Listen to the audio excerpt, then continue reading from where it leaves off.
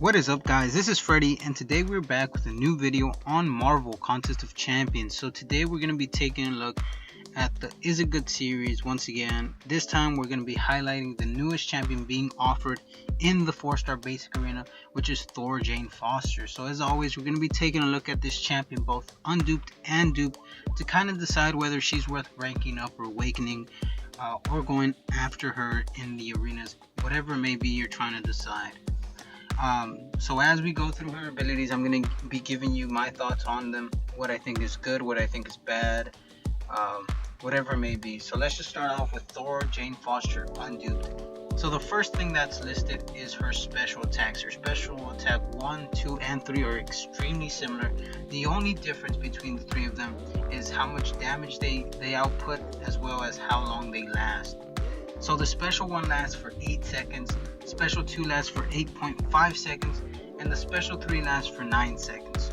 In regards to the special attacks, if you are going to be using Thor Jane Foster, you should only be using the special 1. And I ran some numbers to show you guys, kind of get a visual of it. And I ran numbers for 3 different Thor Jane Fosters. I ran one for a rank 3 4-star, one for a max 3-star, and one for a max 2-star. I'm going to put all the stats up on the screen, but I'm only going to be talking about the 4-star. So the damage on an L3 is going to be 1735.75 for my specific rank 3 4-star Jane Foster. And for an L1, the damage is going to be 884.25. So I was thinking, you know, I saw the numbers, I was like, well, that's a drastic change. 800 to 1700 is pretty big. But what would happen if you were to, instead of saving up that power for your L3, what would happen if you just activated the L1 3 times instead of storing your power? So if you were to do that, the total damage on your L1 would be 2652.75. so that's almost 1,000 extra damage that you would do if you just use your L1 3 times. So, you know, if you are going to be using Thor Jane Foster, I think that instead of just saving up for your L2 or L3, just go ahead and keep on using that L1 over and over again. That way you can just keep on getting extra damage. Alright, now moving on, Thor Jane Foster has a % chance to stun the opponent for 2.1 seconds on all her attacks. So the only issue I have with this, right, and this is a big you know, thing that attracts people to Jane Foster, is that chance to stun on all her attacks. The only issue here is that unlike other champions that can perma-stun, Thor Jane Foster has no way of power locking or power draining the opponent. Whereas someone like Gwenpool, who can also potentially perma-stun the opponent, if you use Gwenpool and you connect an L2, you don't have to worry about the opponent's power because it's locked.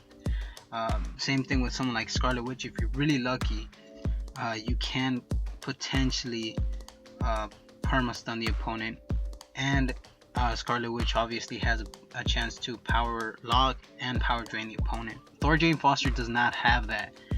So eventually you're gonna have to stop and step back and bait the opponent's specials. That, or you can keep on hitting them, push them to the L3, and then just pray that your stuns keep on chaining each other.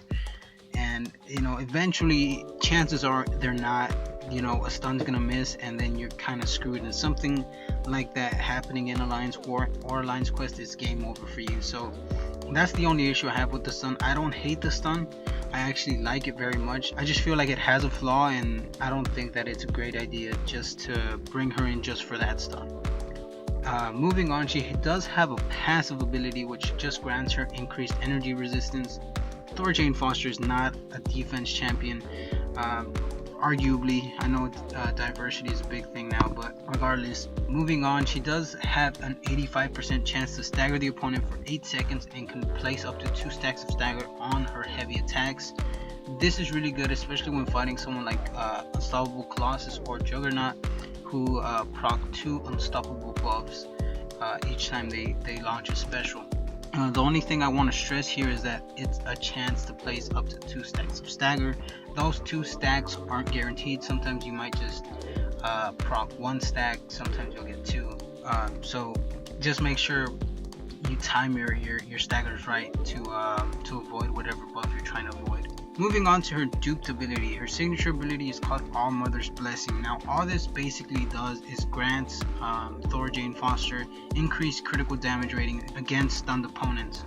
Now this is pretty big, and I want to stress that her being duped is not necessary. Thor Jane Foster does not need to be duped, but if you are going to be using Thor Jane Foster as a primary attacker in Alliance Quest or Alliance War, and not just using her for Arena, I would definitely recommend you go through Arena and at least dupe her once, because may just be me, but personally whenever I was playing Thor Jane Foster, my 3-star that's duped, I felt procced her stuns a lot more often than my unduped 4-star, as well as that signature ability. It helped my 3-star keep up with the 4-star, even though they weren't really that far apart.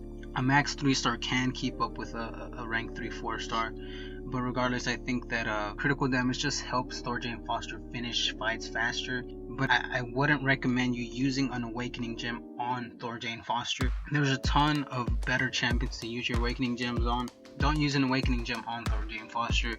If you do want to dupe her, just go through the arenas. I'm pretty sure the cutoff is going to be real low, especially because Thor Jane Foster is categorized largely by the community as being kind of a shitty champion. Just to wrap up my thoughts, Thor Jane Foster isn't a bad champion, she isn't a great champion. If you end up mastering her fighting style, mastering those stuns, mastering that shock damage, then I think Thor Jane Foster has the potential to be a great champion. I just don't believe that Thor Jane Foster can ever be an amazing champion or a god tier champion.